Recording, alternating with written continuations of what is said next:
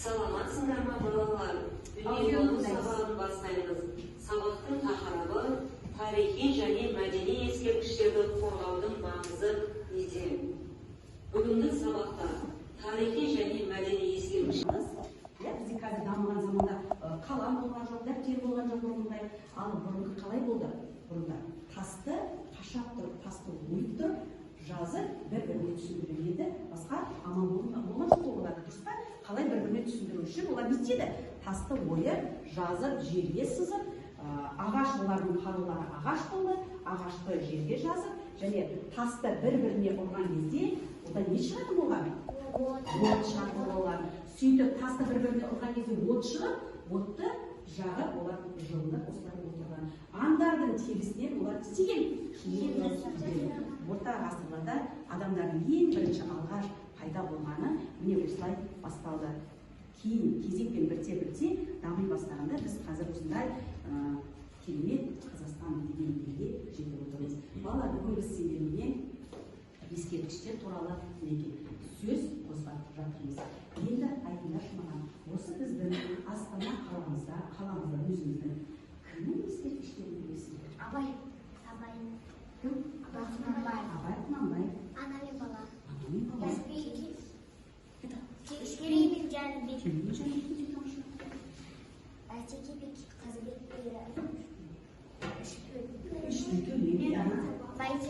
Бәйтерек. Ол біздің емес. Монументіміз символы. Абылай хан ескерткіші. Жолбарыс ескерткіші. Я жолбарыстың үстінде не бар? Жолбарыстың үстінде не бар? Тәуелсіздік, иә, дұрыс. Не бар жолбарыстың үстінде? Біздің жауынгер батырымыз бар. Бауыржан біздің батырымыз, ол белгілі ескерткіш. Мәңгілік алау. Енді айтыңдаршы балалар, мәңгілік алау ескерткіші өзі қай жерде орналасқан? Біздің қаламызда орналасқан, қай жерде? Кім айтады? Мәңгілік алау ескерткіші. Ол жағалауда ма, сол жағалауда ма? Енді мәңгілік ел туралы кім айтып береді маған? Мәңгілік ел. Неше текшесі бар мәңгілік елдің?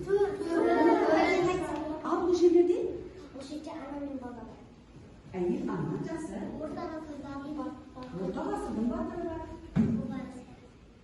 Ол жерде жолбарыс жоқ, шатаспаймыз. Ақсақал. Ақсақал, дана ғой, ақсақал бар. Дәнеміз. Және кім бар? Батыр. Батыр, дұрыс айтады, Ерлан, өте дұрыс айтады. Батырдың қараңдар, бір мәңгілік елдің өзіне, бір мәңгілік. Мінеке інісіне, қарындасына мен ескерткіштер туралы айтамын дейді Айзере. Тағы? Ескерткіштер ұрпақтан қалу керек. Ұрпақтан жалғасып қалу керек. Бұрынғы кезде дейді, жаңа айтып жатыр ғой, аудиторияда бұрынғы кезде ескерткіштерді сақтап қалайық. Осының ұрпақтан ұрпаққа бір жалғастырып керек деп ешкім ойламаған.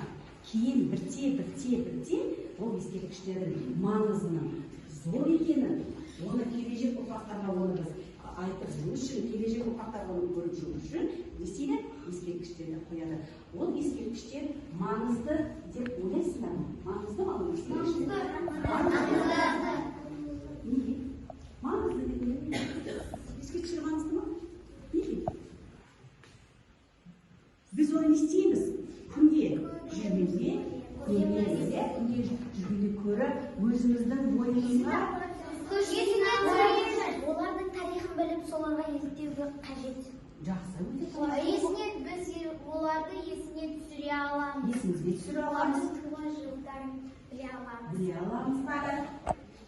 Олардың атын біле аламыз. Және де олардың ерлігін біле аламыз. Өте жақсы, олардың ерлігін қандай ерлік көрсеткені жайлы біз не істейміз? Біліп алатын.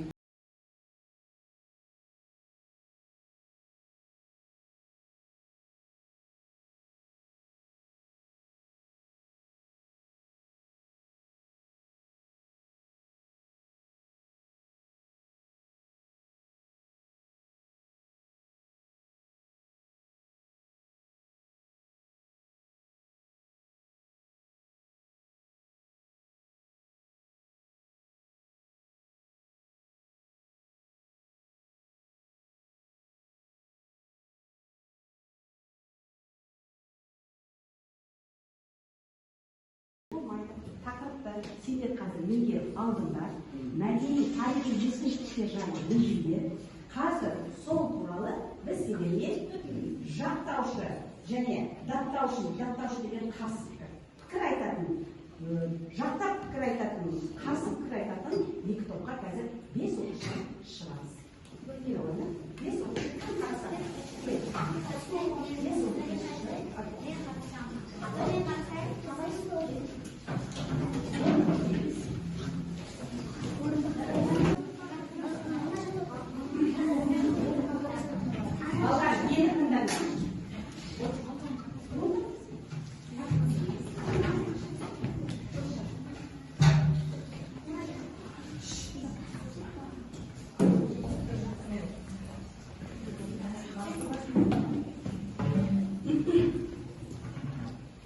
бала қарайды. Қазір дебат ойынын ойнаймыз, бірақ біз дебат ойынын өзі әділет шешім қабылдайтын осы кісінің өзі. Сәлеметсіздер ме, құрметті оқушылар және мұғалімдер. Бүгін біз сіздермен дебат ойынын өткізудеміз. Біздің дебат ойынымызда екі тарап болады. Біреуі жақтаушы тарап, екіншісі даттаушы тарап. Жақтаушы ол біздің тақырыбымызбен келіседі, ал даттаушы тарап оларға қарсы шығатыға тақырыбымен келіспейді. Бүгінгі дебат ойынымыздың тақырыбы ол тарихи ескерткіштер болып саналады. Ал олай болса, екі топқа мен дайындалуға уақыт берейін. Саламат.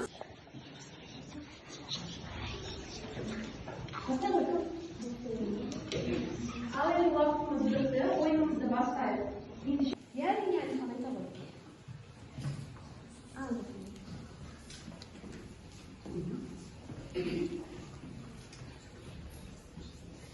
Менің ойымша қажет деп ойлаймын. Себебі бұрынғы ата-бабаларымыздың өткен өмірін білмей біз болашаққа қарай ұмтыла алмаймыз.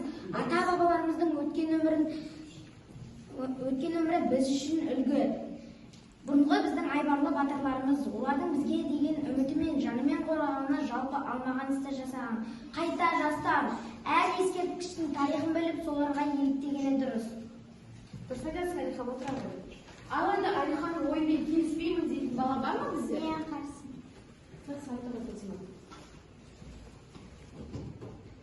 Менің ойымша ескерткіштер қажет емес, себебі бір ескерткішті орнату үшін 5-6 миллион теңге кетеді екен. Сол кеткен ақшаны одан да жетім немесе мүгедек балаларға көмекке берсек деп ойлаймын. Сол шешім дұрыс деп ойлаймын. Онсыз да аса қажет емес іс-шараларға қыруар қаражат кетіп жатыр. Дұрыс айтасың, Фатима, отыра ғой. Оқушылар, Алихан мен Фатиманың айтқан сөзі негізінен екі жақтың да сөздері дұрыс, екі жақтың да ойы мен үшін құнды, бірақ Алихан айта кеткендей, біздің ойымызша бізге тарихи ескерткіштер керек, себебі біз өз тарихымызды білмей қалай болашаққа қараймыз. Бірақ Фатиманың да айтқан сөздері дұрыс, біз мүгедек пен жетім балаларға да көмек беру керекпіз. Ал енді тақырыбымызды екінші сұрағына көшейік. Тарихи және мәдени ескерткіштерді қорғау керек пе, балалар? Қалай ойлайсыңдар?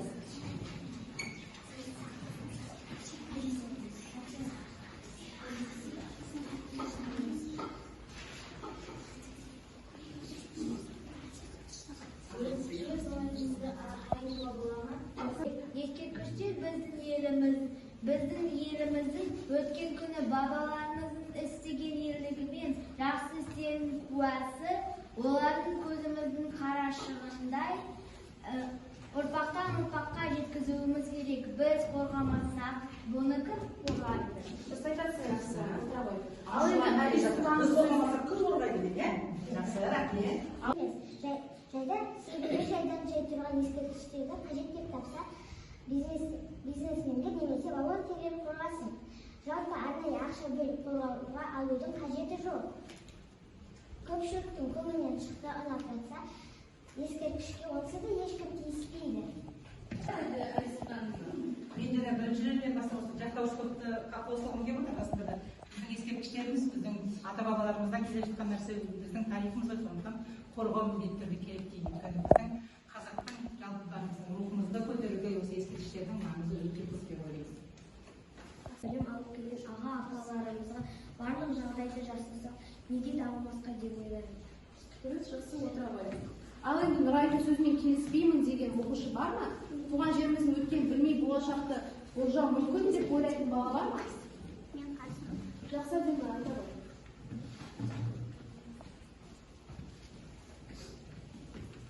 Олжа мүмкін емес, себебі үйде атамыз бен әкеміз ертегі айтса, ерте деп бастап керемет қызық оқиғаларды әңгімелейді. Сонда халқымыздың бұрынғы өмірін елестетіп қызыға ойға шомамыз. Көз алдымызға қазақтың кең даласы жайылған малы, көкорай шалын елестейді. Дұрыс айтасың. Тыңдап отырғандар айтыңдар. Томирис, болашақта болжам мүмкін бе? Ескерткіштерді білмей, көрмей. Айта ма? Мүмкін емес. Мүмкін емес. Заня, айта ма? Мүмкін емес. Неге? Неге? Себебі? Дәлелдеу сөйлейді бала. Неге мүмкін емес? Ата-бабаларымыздың ерлігін білмей қаламыз. Ата-бабамыздың ерлігін білмей біз қалай оны? Ары қарай біз дамимыз. Дұрыс айтасың, өте жақсы. Рахмет. Мұғалімдер сіздер де дауыс бере аласыздар сіздерден. Неге қонақтар дауыс беруге болады? Өздеріңіз салыңыздар. Сіздер өздеріңіз салыңыздар. Қатысушылар да салыңыздар. Егер қатысушының пікірі, жаңағы жақтаушының пікірі құнды десеңдер, келіп салулар болады. Жақсы. Қимыл көрсетеді сендер? Айша келіп көрсетеді. Жақсы әңгімелеседі. Мұқият қылыңыз, қасиет қылыңыз. Ескерткіші бар екен бізде. Тағы келіп отырған Мәдина Мезида келіп отыр. Рауанда айтады.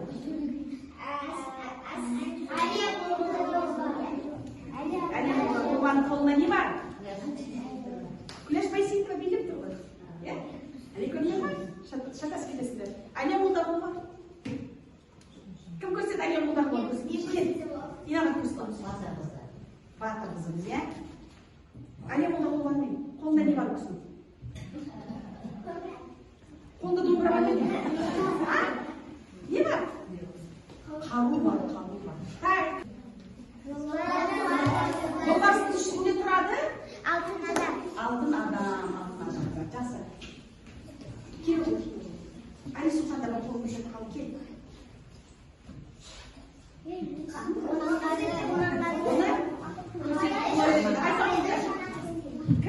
Ол Бауыржан Момышұлы. Бауыржан Момышұлы.